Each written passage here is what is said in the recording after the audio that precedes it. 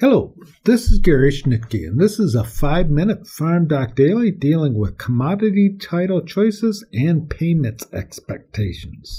Since passage of the 2014 Farm Bill, farmers have had a choice in how they receive their commodity title payments, with the two major choices being price loss coverage, PLC, which makes payments when market year average price is below an applicable reference price.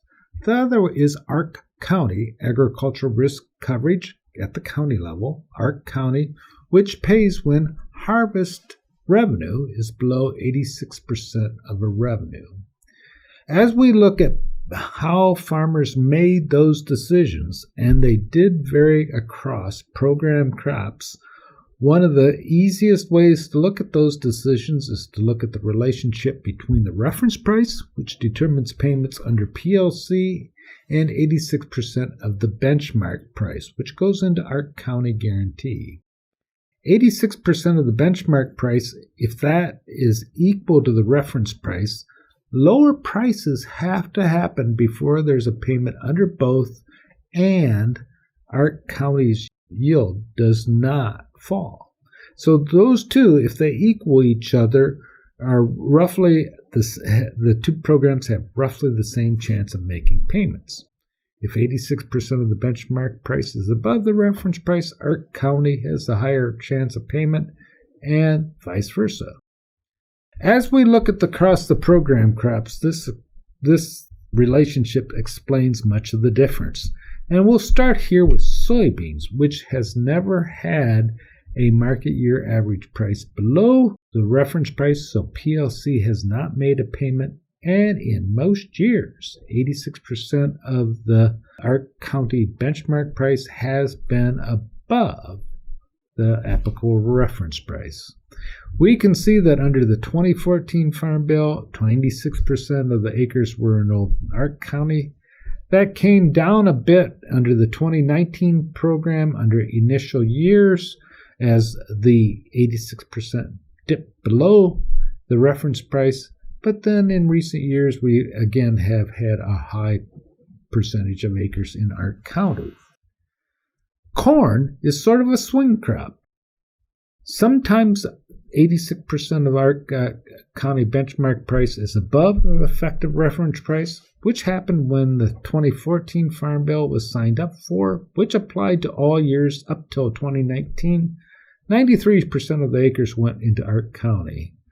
Since the 2018 Farm Bill, decisions can be made each year, and we saw farmers switch corn to PLC in 2019 and 2020, as 86% of the benchmark price fell below the effective reference price, and now those two relationships are getting closer together, and we see more farmers going into ARC County. Wheat, two were very close together, and we saw a split. 55% of the acres went into PLC, 42% into ARC County. That was under the 2014 Farm Bill.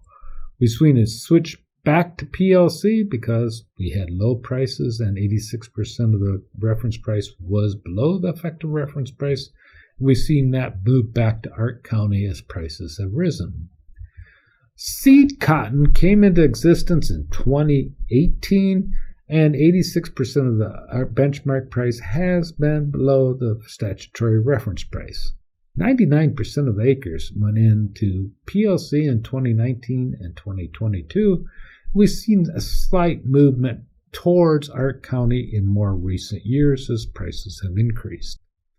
Long grain rice has seen its market year average price below the statutory reference price, meaning it paid, PLC paid, and 86% of the ARC benchmark price has been below the reference price, and we've seen over 95%, 96% under the 2014 Farm Bill, and 99% in recent years enrolled in PLC.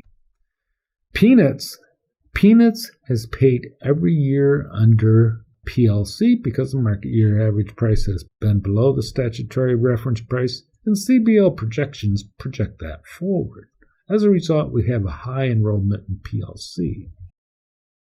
As you can see here, there's a hierarchy, which is largely explained by where the statutory reference price is relative to the market year average price, which then impacts the benchmark price.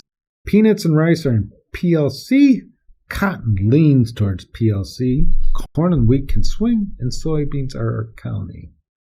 As we move forward, a lot of this has to do with the statutory reference price, which is set in the Farm Bill.